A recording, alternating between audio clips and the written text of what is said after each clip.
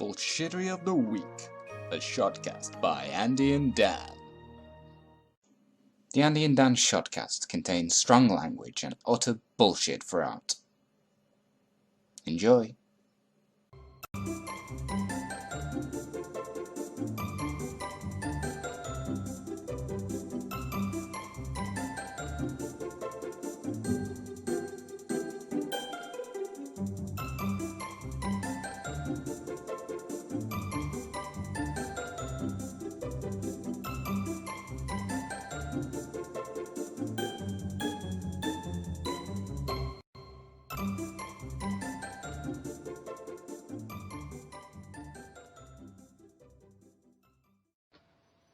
Hello, and welcome to episode 6 of the Andy and Dan Shodcast.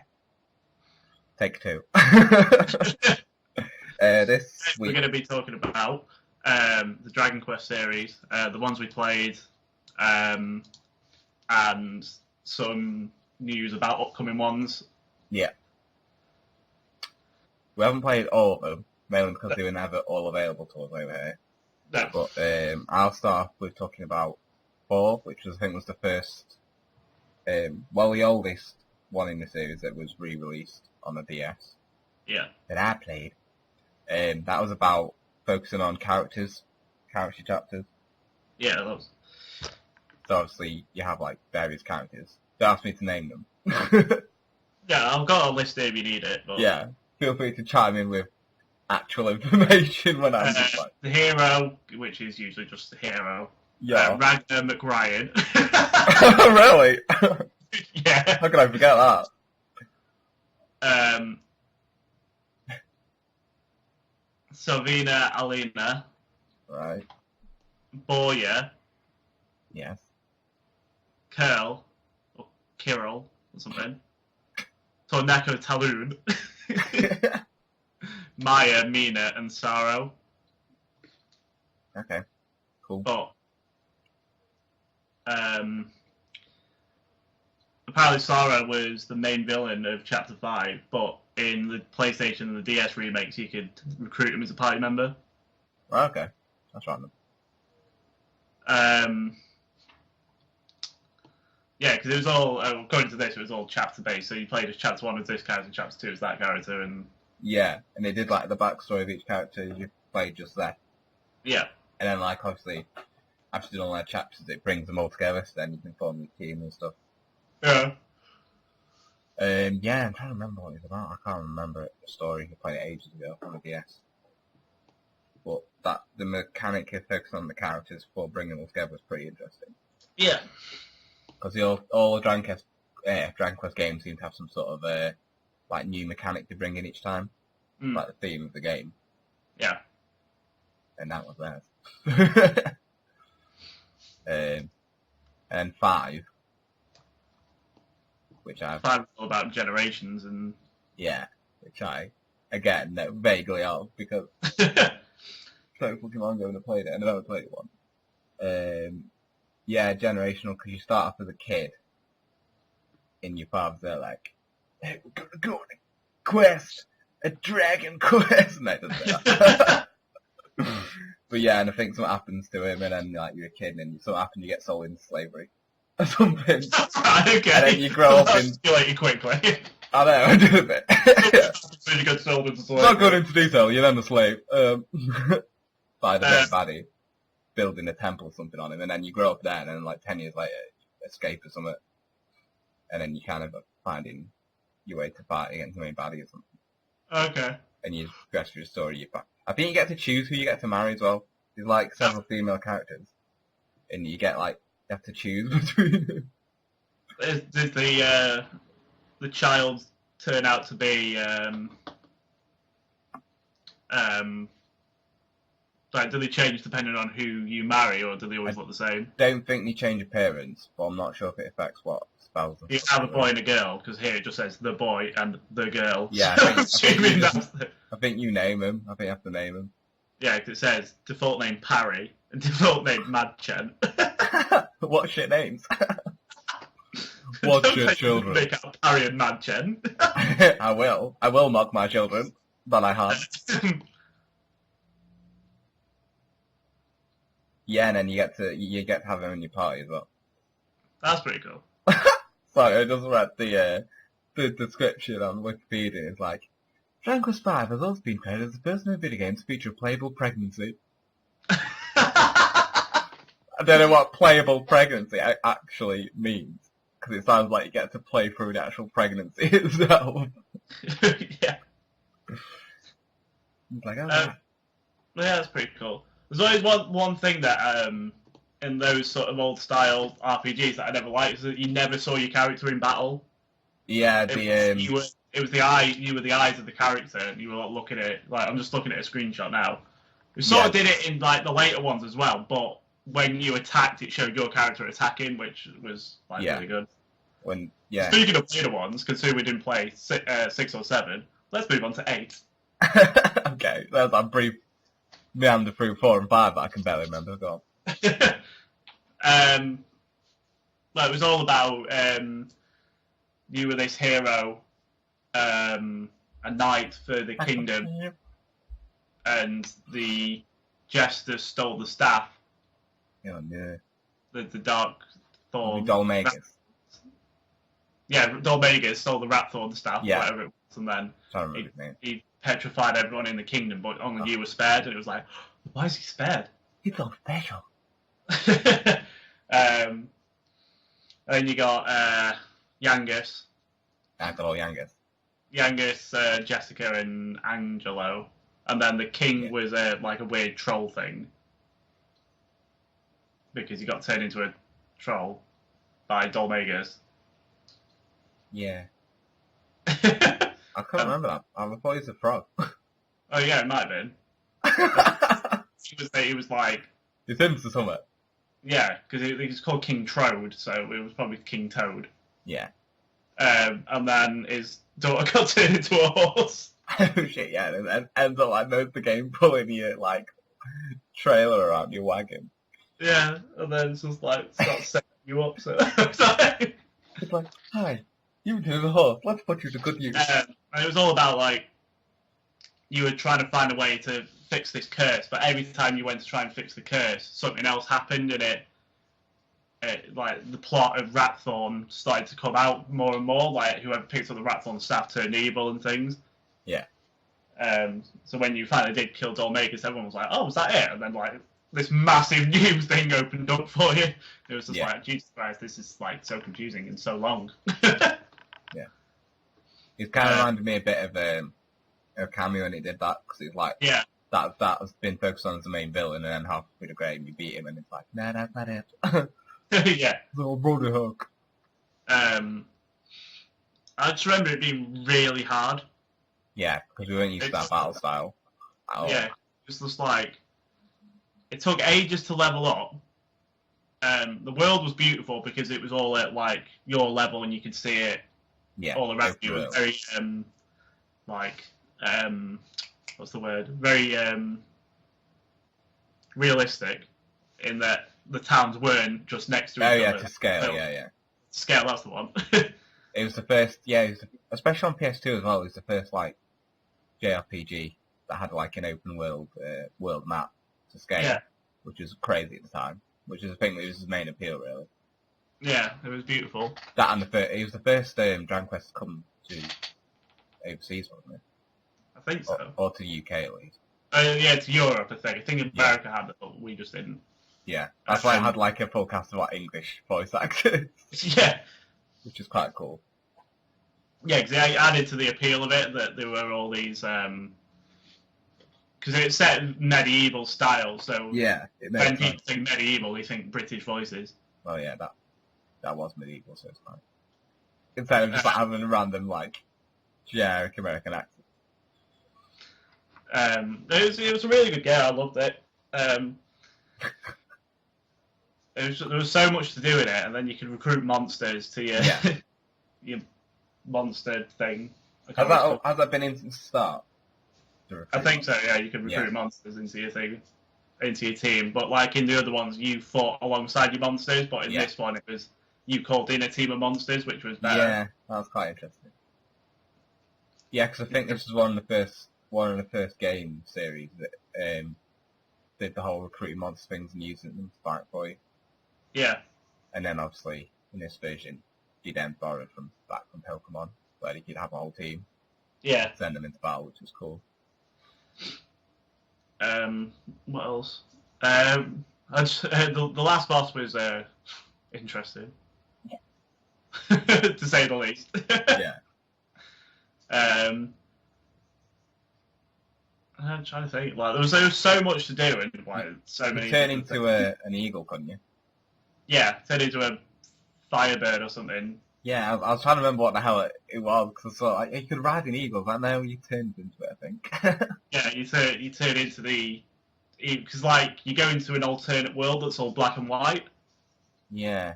I remember doing that, and then you have to get the egg for the god bird or whatever it is, and then the egg breaks, and then the spirit of the baby goes inside you, which lets you turn into an eagle. Yeah. Or something like that. Which is fine. All fine. Nothing wrong with that. Yeah. God, I'm trying to remember. It's been so long.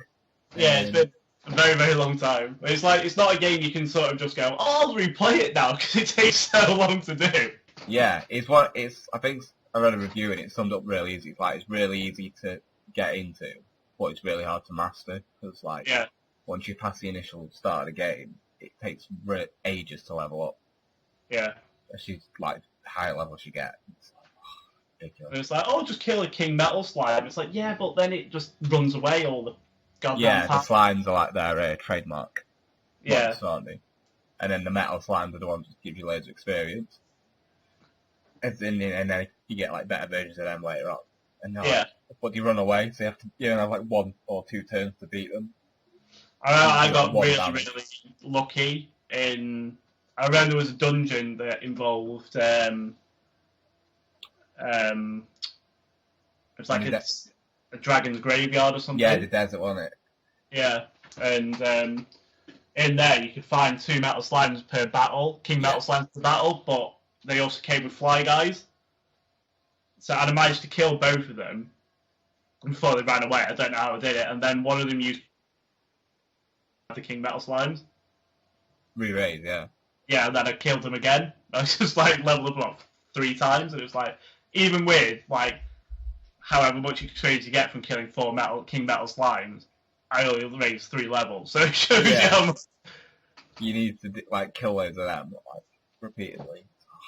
It's just like, it was really hard to do, but if he didn't run away, it wouldn't have been so bad, because then it's just a case of doing enough damage to him. Yeah. But it was like proper panicky, because then you take age to find him, and then you wouldn't know if you'd miss him or do at least 1 damage. Yeah. And then it was ridiculous, the conditions in place just to beat him. But yeah, I remember in like I think it was 4 or 5 as well, we had like, I can't something around with like a platinum metal slime or something. Really? Yeah, it's dead random. I can't remember what it was. It was dead random. I haven't seen it. It's like, what?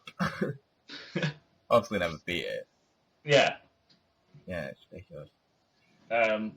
It's just like a game that has like a beautiful atmosphere to it. Like the series in general does. It's very cartoony, but it does have a lot of dark elements in there. Yeah. It draws you in. Because like you just this kid who just goes out into the world and was a knight, and now he's helping to curse people, and like instantly you're drawn into it because you think, well, why is he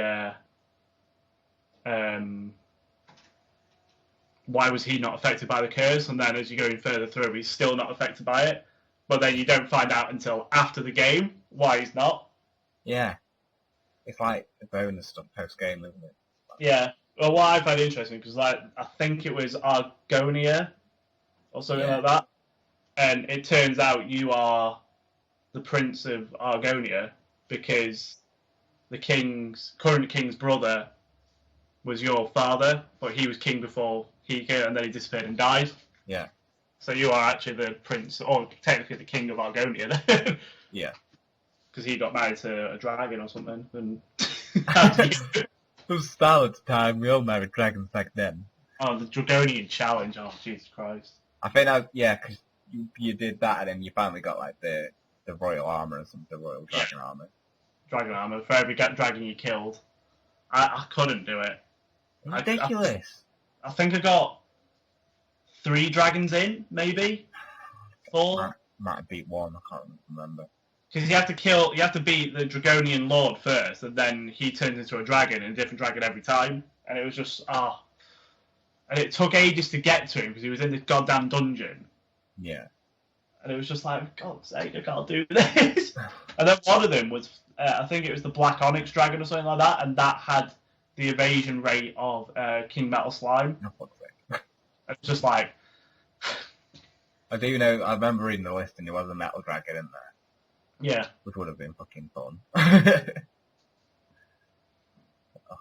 And then, like, once you beat all of them, you got all your armor and everything, you could fight him again, but fight every dragon in a row. So you fight him and then fight them all in order, and it's like in one battle, and it's like, well, why would I ever do that? Oh, you would. You love it. You love that rush of getting your ass kicked, the rush of adrenaline. I'm a glutton for punishment. But yes, that's Dragon Quest VIII. We'll do a proper review on it at some point. Yeah, this is just us chatting about them in general. Yeah. 9. That was even more hard. Yeah, that was even more difficult. That was even more hard than stuff. Because I think you were a Celestial or something who went down to collect things, and then something happens and the tree blows up, and then the train that you used like dies. I'm giving too much away here. Spoilers. And then you become a human and you're trying to get back to the celestial world. Yeah. It was I think I don't know if it is true or not, but it's like one of the first ones that had, or the first ones who have jobs. Yeah, I think it was. I think that was the thing. Yeah, you had loads and loads of jobs, and then you unlocked different ones as you went along. But the experience system did my head in. Go on. Because it was just you, but you could recruit other people. So it was like a multiplayer game. Yeah. It was on DS, and like you had all the different people and stuff like that. But you could make your own characters and stuff and recruit them into your team. And I think there was like characters from older games in there as well. Yeah, I think so. Recruit your team.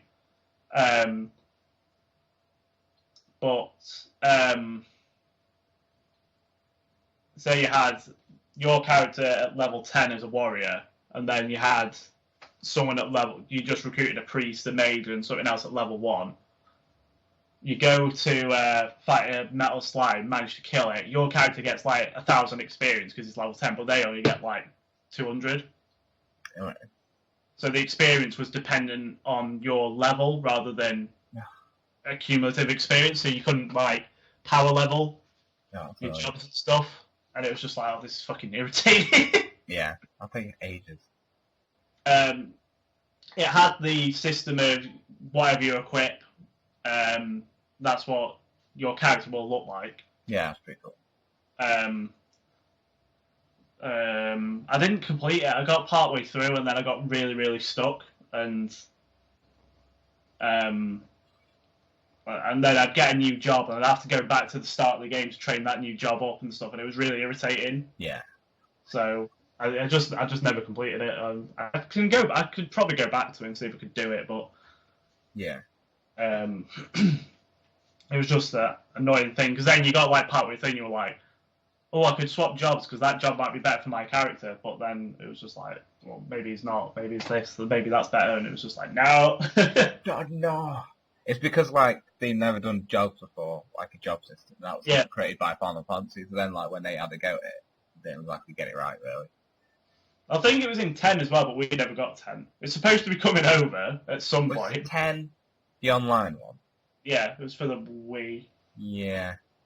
But I think they're bringing it over for PS4. Right. Still online, or? I don't know. I think it had an offline mode. It was like 9. It had an offline mode, but you could go online with it. Right, okay.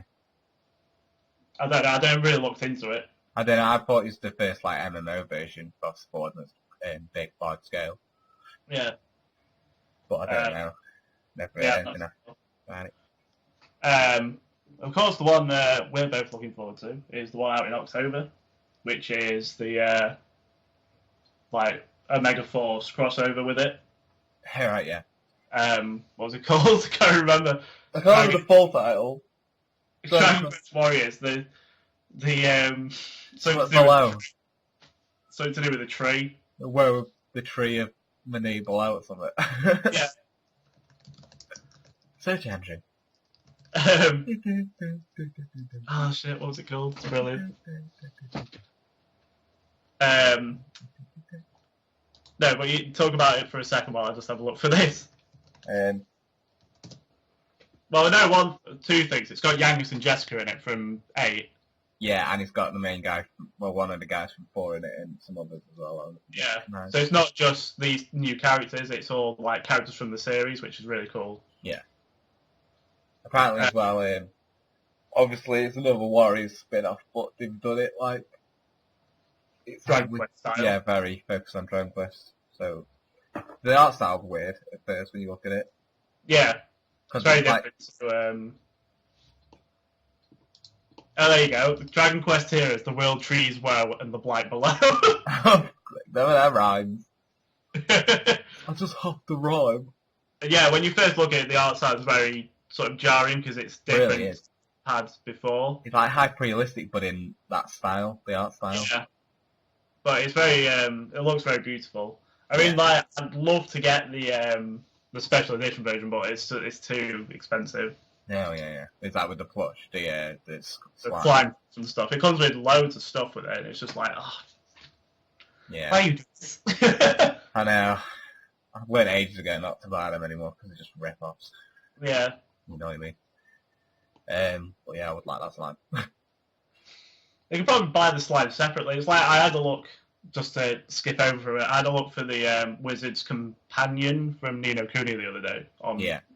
To see how much that was, and there was actually some affordable ones, but it's like, I'll wait. Yeah. No.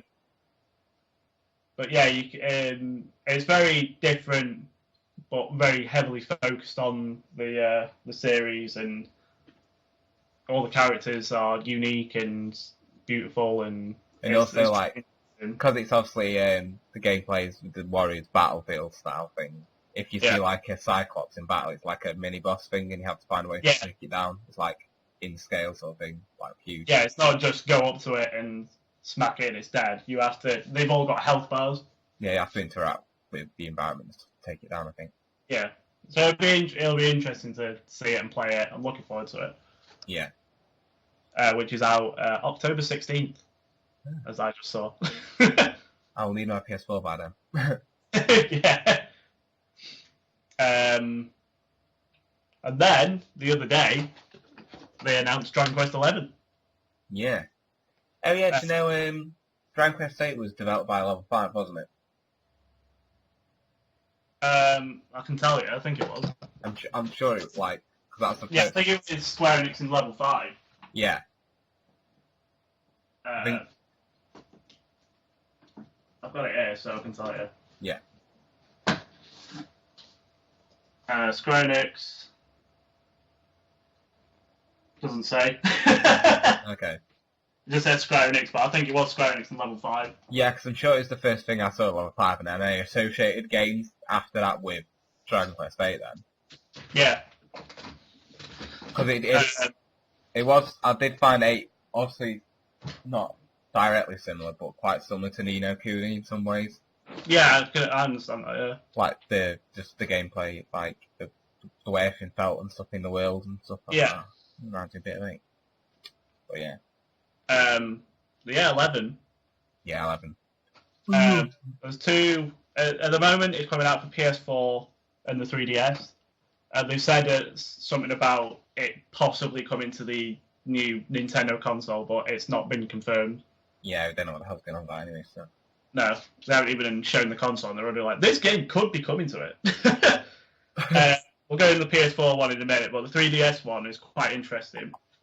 Because the top screen is 3D and all the world's beautiful and like all as you'd expect on a 3DS, but the bottom screen is like the old style. Yeah. It's all NES style or SNES or whatever, and Mm-hmm. the battles are like the old way where you don't see your characters. Yeah. As far as I'm aware, because all it showed was like the monsters and then all the stats and stuff on the bottom screen, but when they attack, it could show your character. I don't know. Yeah, I don't know yet. But it appears that way. The PS4 version, they showed off the new character, and you might be able to find a picture or something and just shove it up on the video or something at this point. Yeah, I'll find when you upload it. And they were like, here you can see we're in the inn and you can still smash pots and raid drawers. And look, you can also jump. But, oh. It's like, yeah, fantastic. Hopefully it'll actually be needed in the game. Like, Oh, it is. Good. Because they've got this thing about high areas. Alright, yeah, with the... Yeah. And, like, he was jumping across the beams to get to the... to get to a chest. Is it jump as in, like, platformy jump and not just, like, you activate it when you're near an edge sort of thing? Yeah, I was just thinking that, actually. But, I don't know, there might be some form of jumping there for that. Because, like, Ni no Kuni, you got the ability to jump and he just didn't do anything. Yeah, he was like... He was just like, here, you can jump now. But, yeah... The people are going to be much livelier and friendly and things, and it showed in that clip. Where it's like, here, you can see this man on the wall waving at you. It's like, but you can't. There's nothing there, you idiot. A dot. I was like, I couldn't even see him. I was like, where the hell is he? And I zoomed in, and there he was, like the tiniest speck at the top of the screen. It's like, this man is waving at you. So people are going to interact with you more as you like walk past them and things, which is quite interesting. Yeah, cool. You know, it makes you feel more at one with the world, because like in other RPGs and stuff, you do get that, but most of the time you just sort of stood there having a conversation or just doing a random thing. But these people are going to be doing things that will try and get your attention and stuff. So yeah, it's like trying to cross over between open world games like GTA and stuff. Yeah, people just move about and do everything. They can bump into them, they like react and say things. Yeah, so that's cool. So how do you do that? And they're focusing highly on the environment. So they showed a couple of things with the environment, and it does look very beautiful. Yeah, it looks like they've taken Ready Wet VIII to this huge open world game and like taking it to this gen, which will be massive. So yeah, looking forward to finding out more about that, because it's like I said, it looks like 8 currently in that. It's open world. It's a massive open world, and it's heavily focused on the environments and stuff. So, it'll be interesting to see what they do with it. How many characters you get? Are they going to focus it like the old style, where you can recruit monsters, or are you just going to be a team of people? And I imagine some sort of monster thing being there. So she's like that. I wonder what the UPS is going to be, because it can't just be we can jump to heights and stuff. I think that the unique thing with this one is that it's on PS4 and 3DS, and on the 3DS... Oh, yeah, the 3DS one, it's the double thing. Yeah, but I don't know what the PS4 one is, or it just means, like, it's extremely high graphics. There might be some, like you said, UPS in there. There's usually like a running theme throughout the game that makes it there'll be something in the game that's in both of them, but it's not in any other one. Yeah, quite interested. We haven't played the proper ones to date, so... And the prequels. Yeah. Not prequels, the remakes of the old ones. So that'll be interesting. Yeah, it'll be interesting to see. Like, I think they might be showing some stuff at TGS, but I don't know. Yeah. Because there's quite a few games that have been... News being slowly released on. Yeah. I don't even know when TGS is, actually. I'm going to have a look. Let's find out. I think it's September, usually. Or... No, it's not the one. Tokyo Game Show. Tokyo Game Show. September 17th to 20th. Okay. So when I go on holiday, that's really helpful. I'll tell you what's going on. I'll send you around a message when you're like 15 hours ahead. Behind? Yeah. When you went that far ahead, you became behind. What? I don't know what else to say about Dragon Quest, other than Well, yeah, I think they've said that 7 is coming over on the 3DS because it was released on the 3DS, but was that the one that was on PS2 originally but never came over here? I don't know. Let's find out. I think it was in Japan, but they tried people tried localizing it for over here because apparently it's really good. It was on PlayStation. Oh, PlayStation. Okay. Yeah. Yeah. And then it was brought out on 3DS, and they changed it up to fit sort of a more modern style, so you saw your characters in battle and stuff. Cool. But it was never released here. But I think it is coming over here. And that'd be good. Yeah, they didn't really do the re-releases of... Did he ever remake 1, 2, and 3? You know? I have no idea. I don't know, I probably played him as much as I like the sound of playing, but... Dragon Quest VIII. Probably not, I'd imagine. Yeah. They have to revamp them massively, but... Kind of cool. First release date, 1986.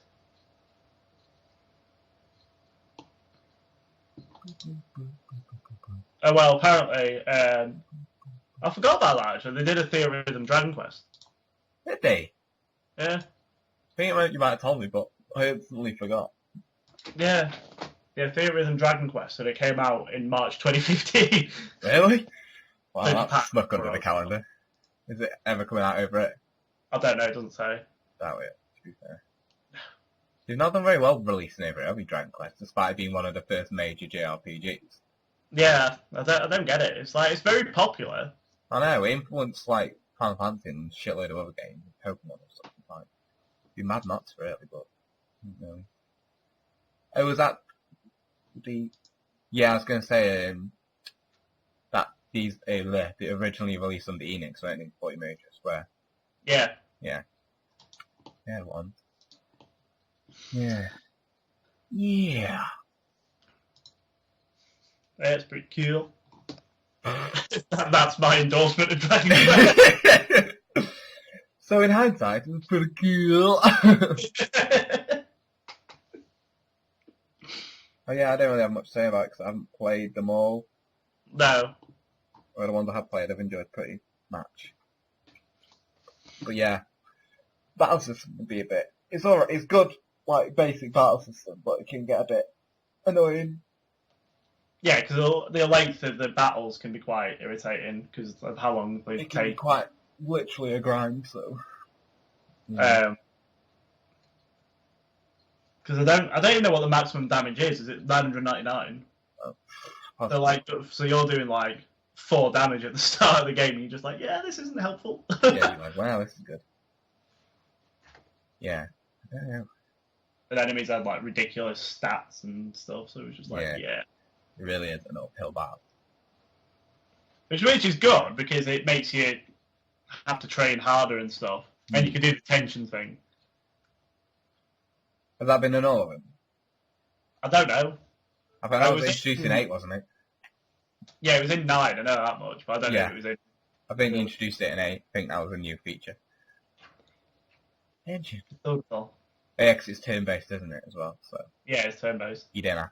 It's even more tricky, because then you have to think, oh, can I double my damage, or should I attack? Yeah. And shit like that. Weapon systems usually good, where they have like multiple weapons per... I don't know if that was an 8 thing, or if it was in the older ones. You had like a set amount of weapons for the characters, so like the hero had a sword, a boomerang, a spear, the fists, and like something else. Yeah. And you get to assign the ability points to the different things. I think that was 8 as well, yeah. Oh, it was in 9 as well, I don't know that much, but... Yeah, I think 8 introduced a lot of new elements that they then used a bit later on. Yeah. I mean, I remember people.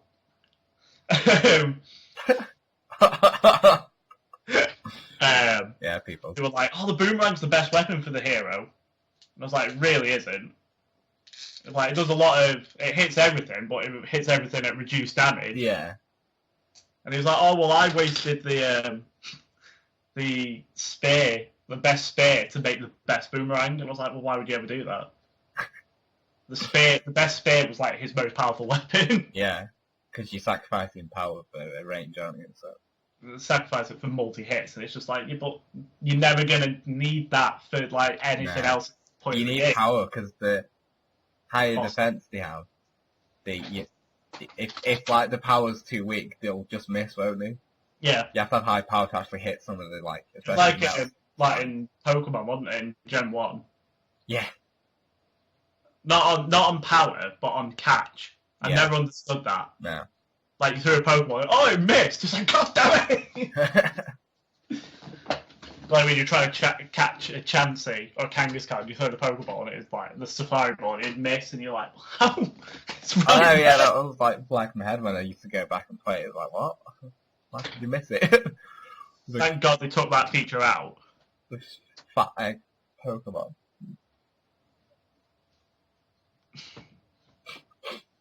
Yeah, it was very, very annoying. Yeah, crazy. Crazy.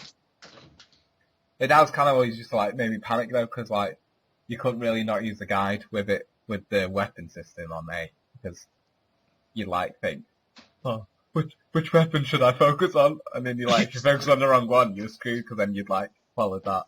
You'd use the weapon. So I did. I never put any points into the boomerang.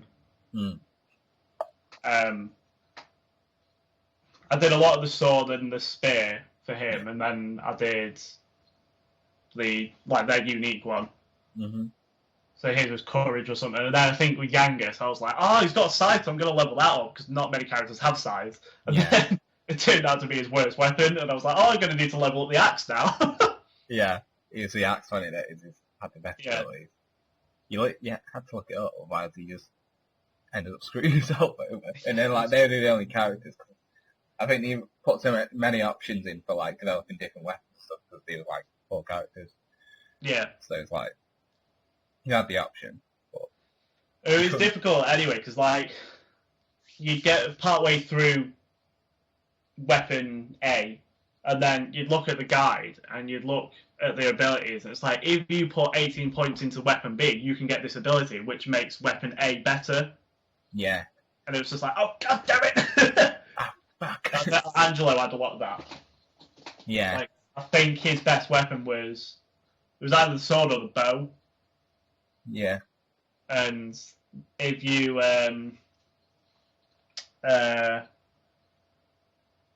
leveled his bow up a certain amount, I think he got like crit plus or something, maybe, which then affected his attack crit rate with his sword.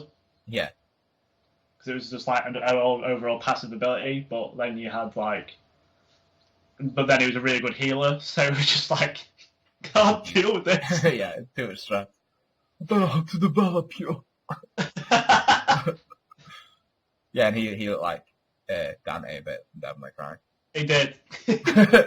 Had that red like jacket thing and his silver hat, and he's like, I know you look like. And there was the mystery Poof Poof. Ah, yeah. Lounge. I think that's been in others as well, but yeah, it's a recurring joke thing. Yeah. Yeah. It's women with big breasts like saying, oh. However, because it was the first one for us, we were just like, the hell is this? What's going on? Why am I being abused via a game? Oh, they put it in Pac-Man's 14, didn't they?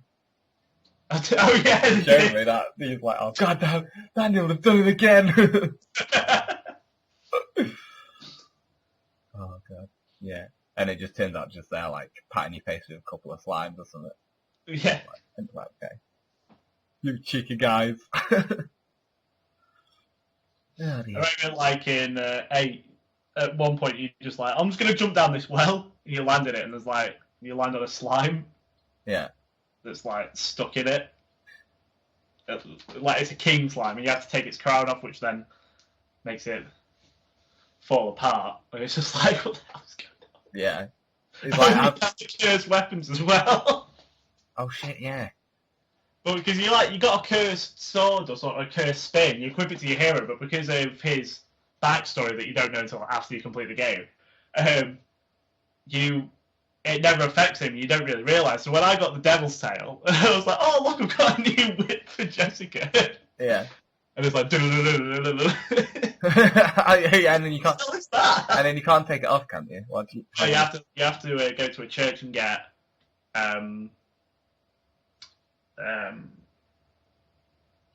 exercise. Yeah, that's something like benefacted or something. Yeah. It's like, all right, okay. Oh, they were always a rip off as well. It's like, your character's dead, right? I can revive him, but for 18,000 gold. It's like, oh, you look shit. Was it the higher level you were? I think so. The more the higher level you were, the more it costs to revive them.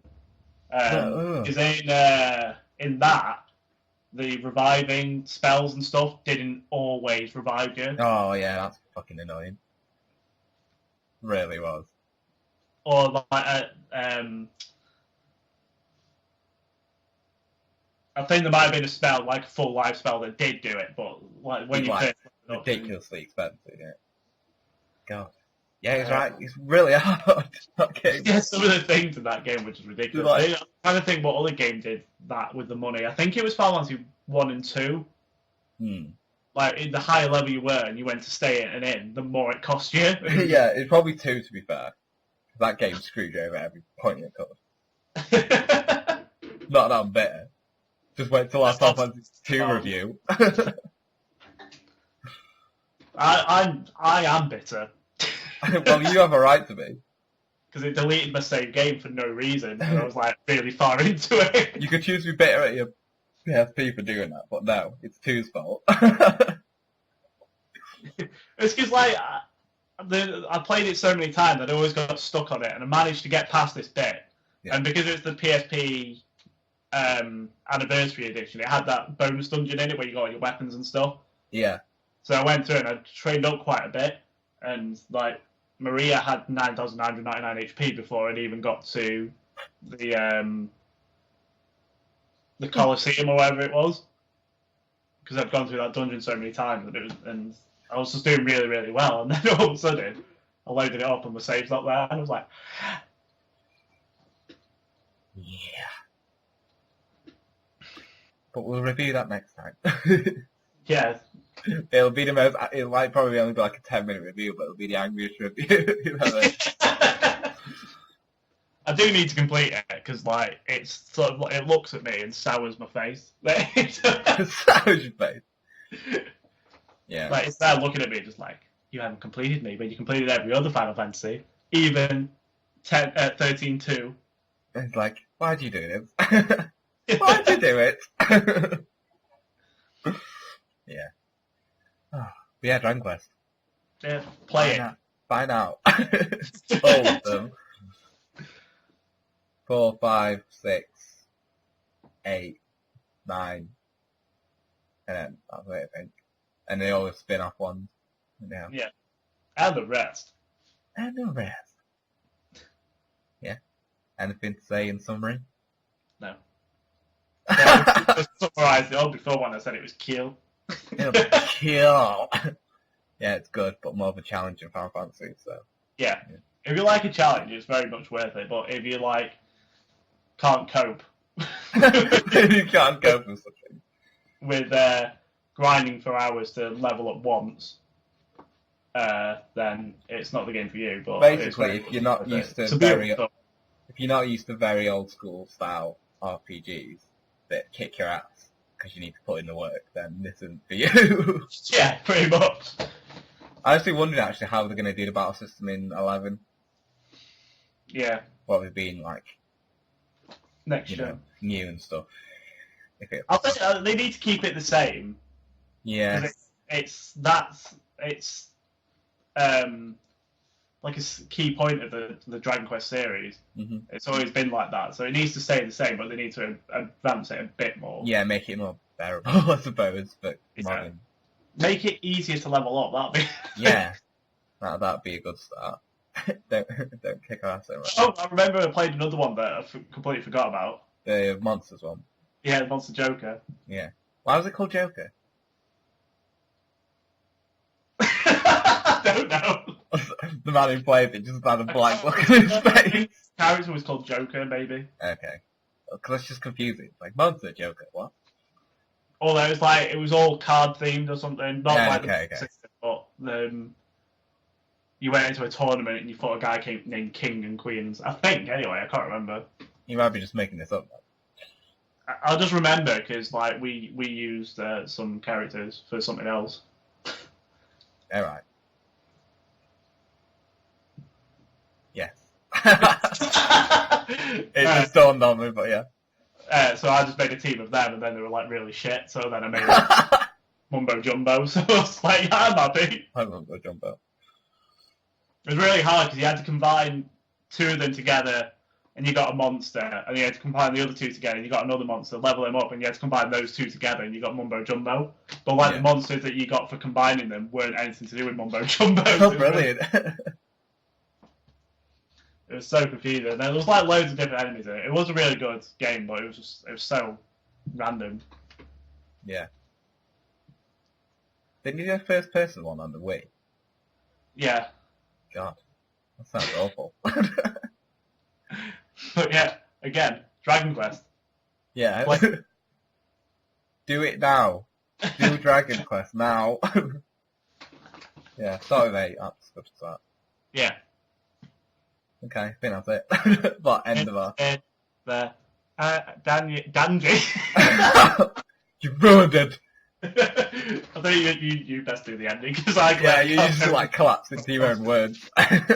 Yeah, this has been the Andy and Dan Shodcast, episode 6. Dragon Quest special. If you have any suggestions, contact us on email. Shut up, you. At the Andy and Dan, no, Andy_Dan Shodcast at gmail.com. There you go. I remembered it. And yeah, we'll have more shit next week, probably. Thank you next time. Bye. This week's Andy and Dan Shodcast was brought to you by the Chill Creative Team, Danji's Designs, and a network of awesome.